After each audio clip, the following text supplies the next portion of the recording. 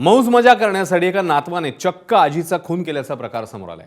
चहामध्ये विष घालून नातवाने चुलत आजीची हत्या केल्याची घटना कोल्हापुरात घडली आहे।